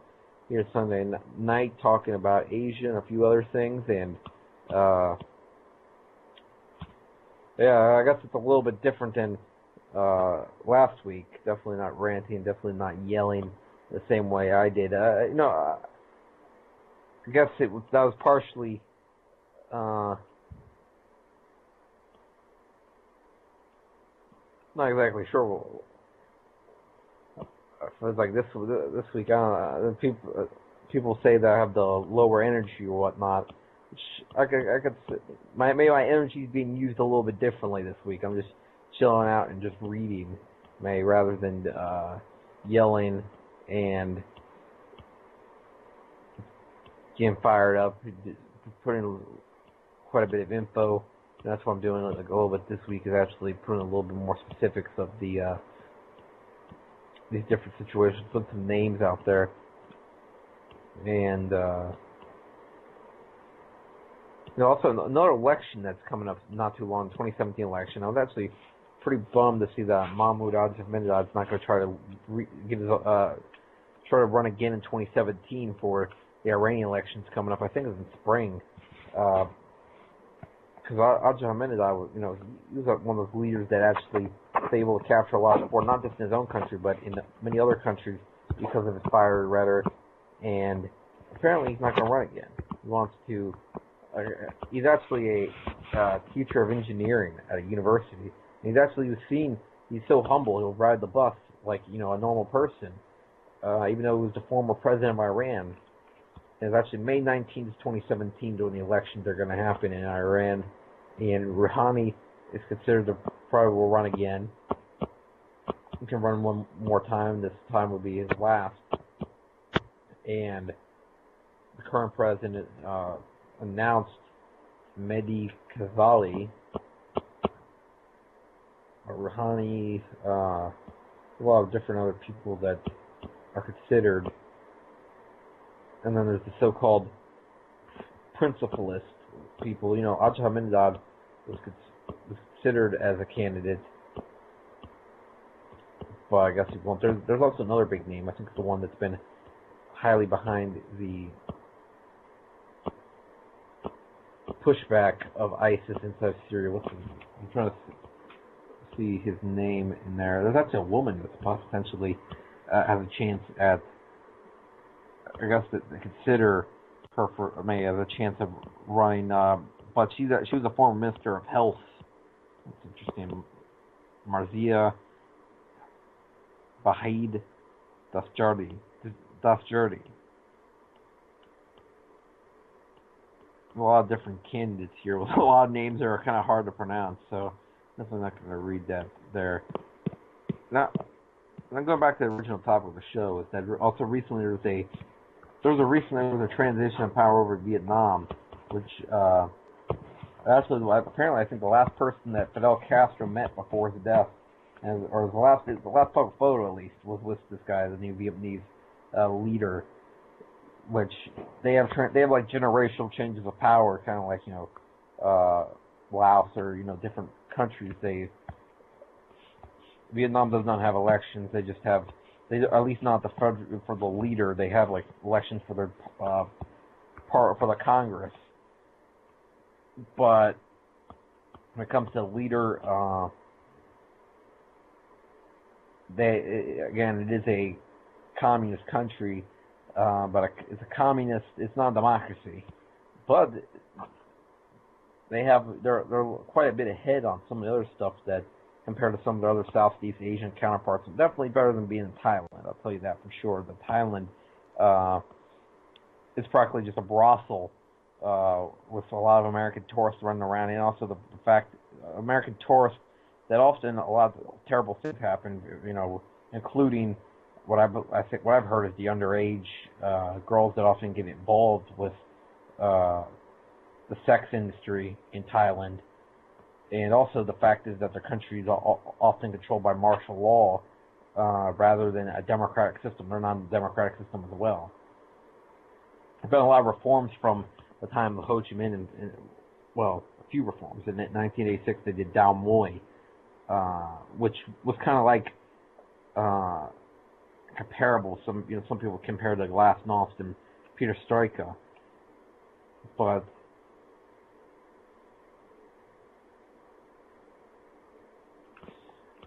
the new guy's Win Fu Trong. I'm pretty sure that guy's been there a while. He's actually that's not the new guy I was thinking of. That's the general secretary, but that's not the president. Which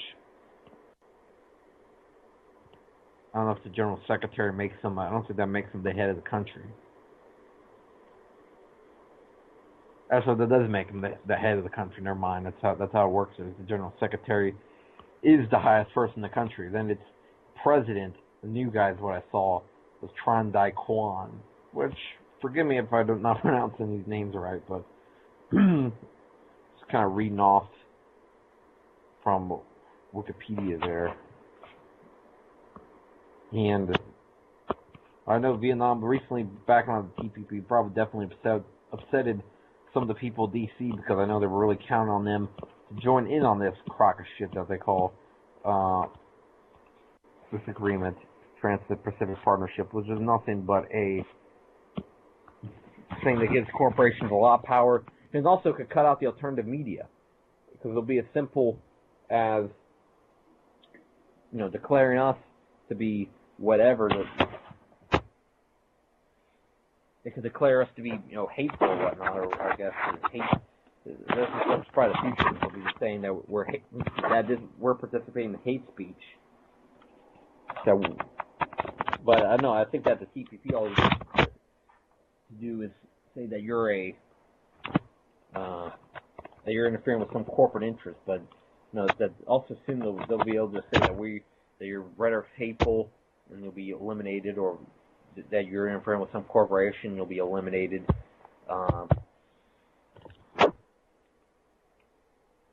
That you're interfering with some corporate influences, and that you'll be eliminated. And if that happens, you know, they'll just be erasing people off the internet.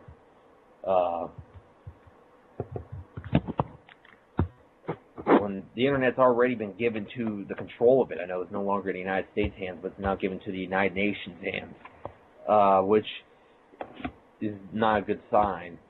That the United Nations now has control of the internet. Like I said, they're the ones that have at the head of their Human Rights Commission is the Saudi Arabia, the country that often beheads people, stones people, and still has these medieval punishments. They chop off people's hands for theft in Saudi Arabia. It's a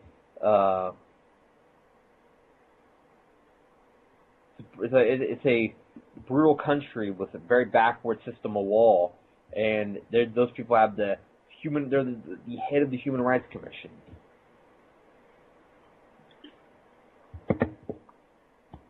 And the United Nations, also their Security Council, is pretty much just the United States dominated, and ultimately, I saw a picture one time. Actually, it's a pretty widely circulated. I've seen it multiple times. It's widely circulated. It's quite widely circulated. It's this picture that says "UN uninvolved in peace," but it's like the helmet is in front of it. It says the United Nations poster, and it says "involved in peace," but the guy's helmet's right next to it. It says UN, so it's uninvolved in peace, which that's what the United Nations seems to be about. Recently, is that they're just a group that tries to give humanitarian backing to the United States' different invasions, or the Western government's different invasions against governments such as Assad or Gaddafi in recent years. And you see these totally humanitarian results of these invasions, which by that I mean by that is totally unhumanitarian.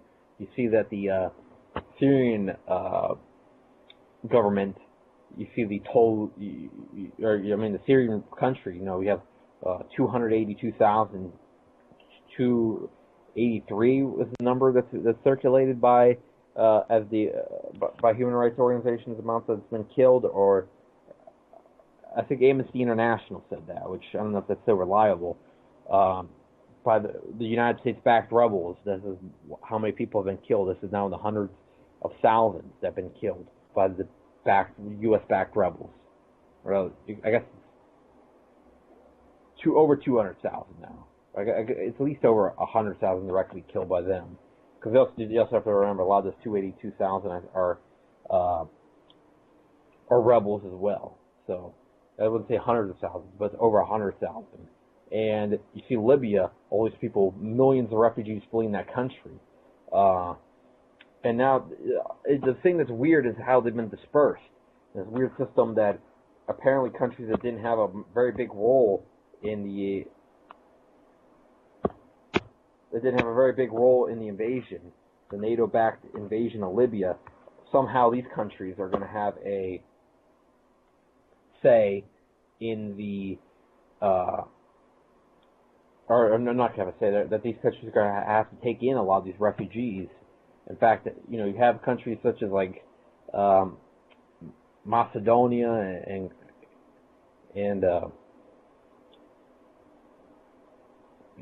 Greece and other countries that are expected to take in a lot of refugees, while you have countries that had bigger roles, such as the United States. It doesn't appear that they're going to take in as many refugees.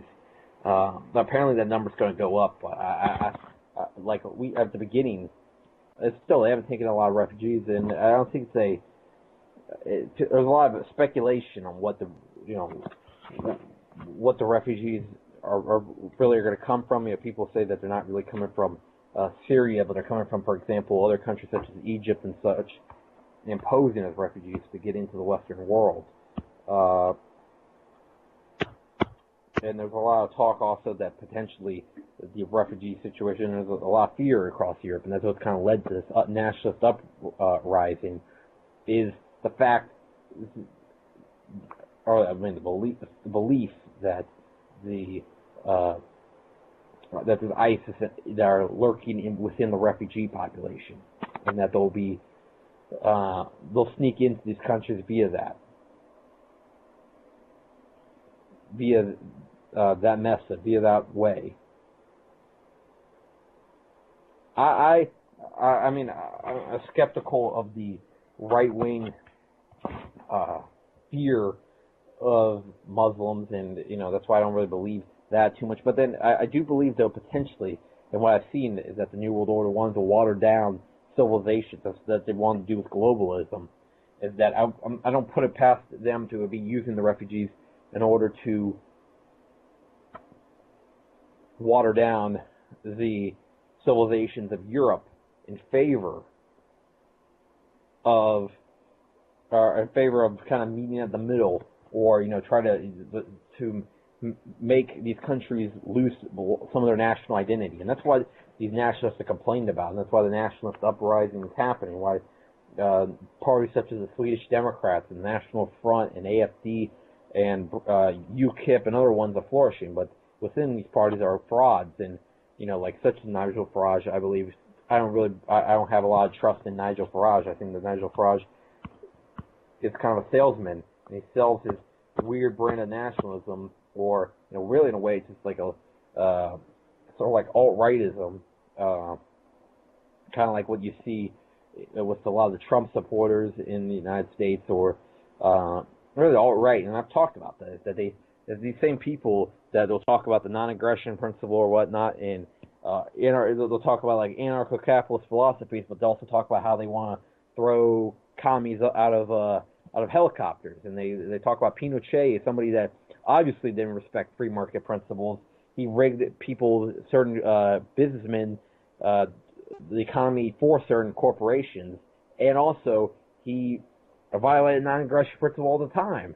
And he was killing people, disappearing people in black vans. If that's not violating the non-aggression principle by throwing people out of helicopters and disappearing people in a black van, then what's your definition of violating the non-aggression principle? The alt-right is a group of a lot of people with many different contradictions.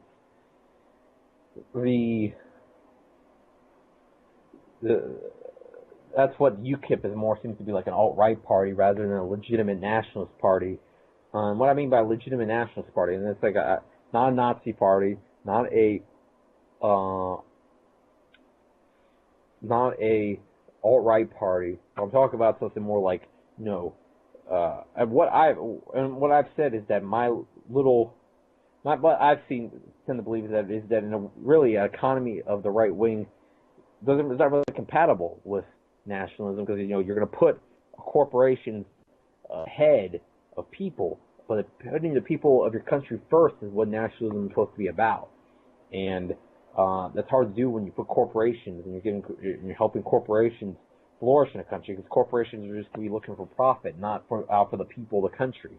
So the nationalism, that the idea like what UKIP pushes, that's not. I don't think they really claim to be so much a nationalist party, but them saying that they rose up, and also these disgusting parties such as the British National Party, that they claim to be they claim to be, they'll use the image of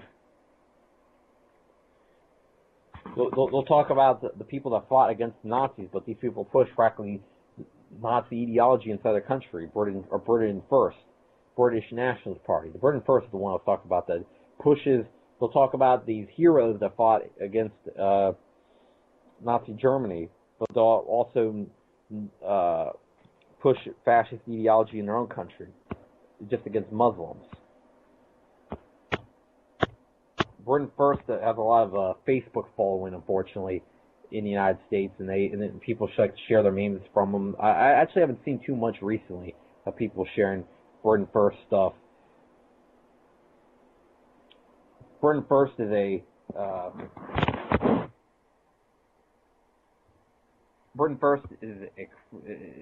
an example of the phony nationalists, I would say. These people that use they're not really nationalists. They're xenophobes. And also there's a difference between not wanting your culture to get watered down versus you just don't like anybody that's not like you, that's not from your country, and you don't have to hate every other people from your country to love your own country. And also, I think that a true nationalist also realizes that trying to get people to respect your country and wanting to, live in your country rather than, turning people off of your country by treating guests hatefully is a better route to go. That's my thoughts.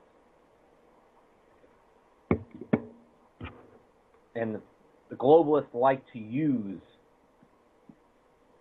nationalists or fake nationalists, like they use Nazi Germany. And right now they're pushing a lot of fake nationalism inside the United States, but really it's neoconism.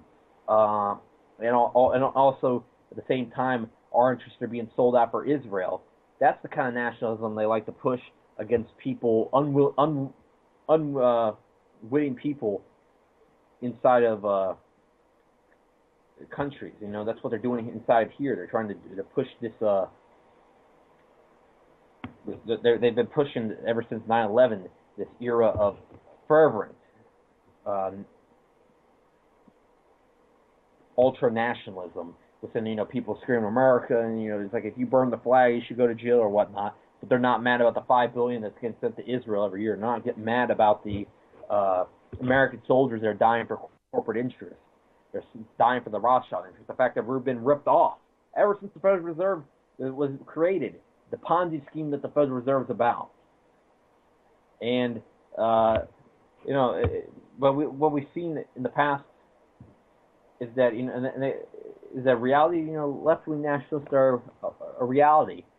Like we see what Ho Chi Minh was able to do with his people inside of Vietnam. And we're able to unify his people in order to fight against the United States intervention inside his country. Ho Chi Minh actually he looked up to the founding fathers here and actually took pointers from the Declaration of Independence. In order to, when he was creating his country, he took pointers from the Declaration of Independence. Ho Chi Minh was actually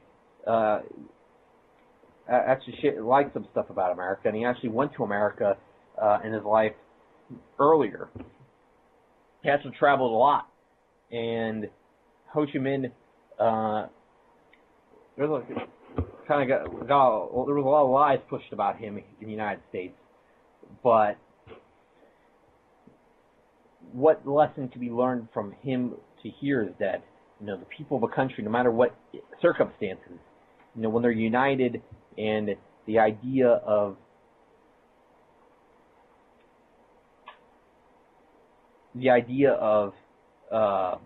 money and corporations, that's eliminated, and people have a common goal to protect their country. Some amazing things can happen. They beat the odds. Nobody really thought going into that war that the Vietnamese would come out successful and be able to repel the United States invasion. A lot of people thought they were doomed once the United States got involved, and they weren't doomed. They were able to repel the United States invasion. Amazing things did happen, and they were able to repel or and they were able to beat the odds. And I guess that's one lesson that we learned there. And different, it's happened a few times. You know, for example, when you nationalize economies, it seems that economic miracles can happen. And later, when outside saboteurs come in, then yes, it seems like the economic miracles seem to start to fall apart, and the economic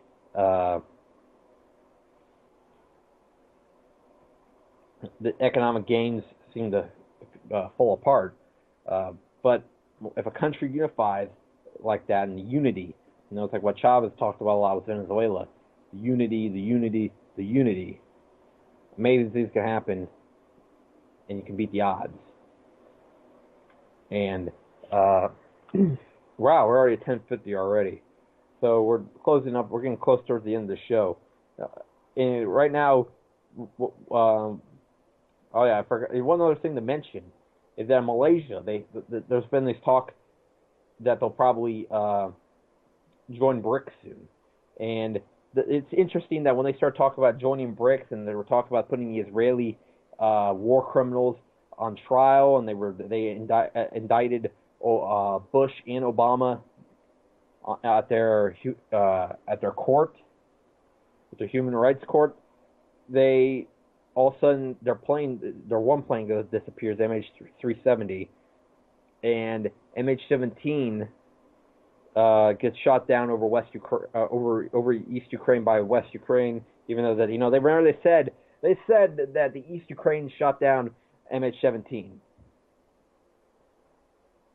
and even though that there's the evidence, all of it pointing to, besides what the United States original finger pointing at the very beginning of it, all the evidence showed that the West Ukrainians shot down that plane, killed those 296 people. And, you know, there was all this evidence, all these different investigations, but no, let's believe all the hyper-sensationalized British articles, with all these articles saying, oh, Putin killed my son, oh, Putin killed those 296 people. But guess what? Is that the West Ukrainians, the evidence showed, even eyewitness accounts showed that those fighter jets, most likely what fighter jets chased down that plane and shot down those people in that plane. The Dutch even became very suspicious, even though that they're a strong American ally, about the evidence that was presented towards them by the United States, or the lack of evidence of a East Ukrainian missile hitting the plane. I think they said a surface-to-air missile. They called it. They said they used a Buck missile, and that they captured, I guess, from the East Ukrainians. It's weird that they would have all this anti-aircraft stuff when they don't even have an air force of their own. And B, is that why did if West Ukrainians didn't have that stored up, why did they let them steal that stuff? They didn't let them steal that stuff because they never used it, and they never shot down that West Ukrainian, never shot down the Malaysian airliner.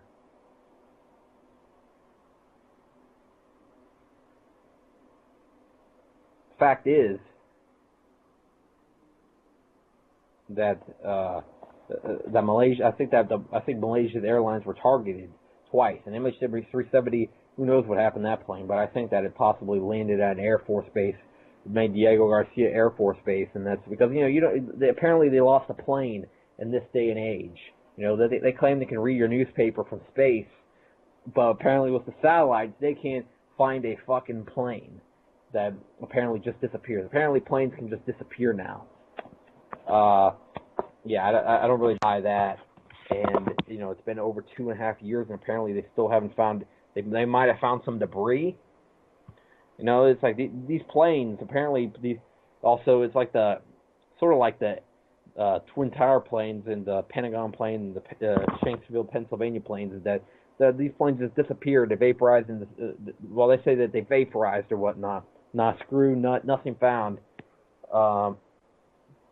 It's like this MH370 plane. They couldn't find any wreckage apparently.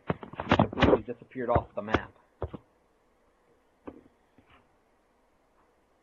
And that MH17 crash site, that's what actually a crash site looks like, and that was pretty gnarly. And And that's what happens after your plane gets shot down by fighter jets from the West Ukrainian military. I remember Fidel Castro, he believed that Israel and the United States was behind the downing of MH17, which Israel did actually give the West Ukrainians missiles. And also, let's not forget that the biggest financer of the West Ukrainian military, or second biggest financer of the West Ukrainian military, is Israel, which shows a Zionist neo-Nazi collaboration. And people will say that you're crazy when you talk about the Zionist and Nazi collaboration, but it's very real and it's presented in modern day right there. There's an example with the collaboration between Tel Aviv and Kiev. And, you know, people say, oh, they're not really Nazis. I'm like, they think Stefan Bandera is a national hero, not the famous Ukrainian Nazi collaborator. They actually carry around portraits of Adolf Hitler. The Azov Battalion has been responsible for the targeting of many ethnic Russians. They have Nazi rhetoric. They are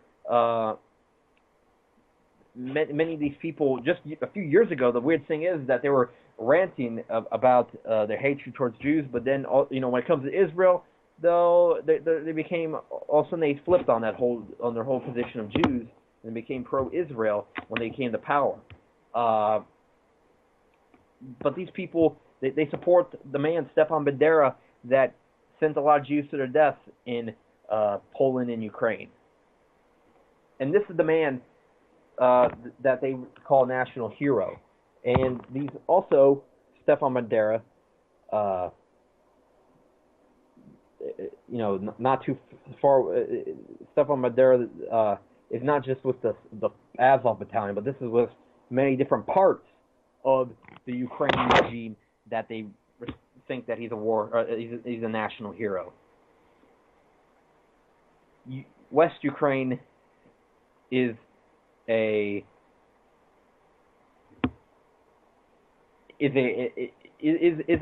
neo-Nazi country, and Poroshenko is a former oligarch that became a leader. Which, you know, when you look at fascism, the definition of fascism is the merger of corporate and state power, and that's what's happened inside Ukraine. Is that corporate power walked right into state power, sat his ass down, and became the leader of now a country that's persecuting people just for speaking a different language, speaking Russian and being ethnically Russian. And, you know, he'll scream all he wants about the 65% ethnic Russian Crimea being they voted to go to Russia, and that was before he actually became president. When they voted to become part of Russia, by 95% they voted to become part of Russia. But he'll say that they got annexed and that they got stolen, and that apparently the Russians have invaded multiple times but never did any significant things. If they got invaded, they would know, because there would be troops all over the place, and that place would be taken very quickly. You saw how quickly they were able to beat the Georgian military. So unless the United States got involved, West Ukraine would be defeated very quickly. They've actually shown a lot of restraint, Russia, in this Ukrainian standoff. And I don't think, you know, and also that Russia's shown a lot of restraint, and also the and the situation in Syria. And, you know, to everyone, thanks for listening to my show. Definitely check out my Facebook profile, Chris Jackson Rojas. You can subscribe to me there. I'll probably be doing a podcast at some point this week, maybe multiple podcasts. I'll do at least one podcast. We're heading towards the bumper right here. Thanks everyone who tuned in. Definitely check me out next week, December 18th, 2016. To all the people that Point of no return and nobody can stop it. Malcolm Little when he knelt before Elijah Muhammad, the comet that killed the dinosaurs, changing the earth. They love to criticize, they always say I changed for the worse. Like prescription pills when you misusing them, nigga. The Templar Knights when they took Jerusalem, nigga, and figured out what was buried under Solomon's temple, Al-Aqsa. The name is not coincidental. I know too much, the government is trying to murder me. No coming back like cutting your wrists open vertically. How could the serpent be purposely put in charge of the country? Genetic engineered sickness spread amongst me. My people are so hungry that they attack without reason, like a fucking dog ripping off the hand that feeds them. Immortal technique is treason to the Patriot Act. So come and get me, motherfucker, cause I'm not coming back. This is the point from which I can never return, and if I back down now, then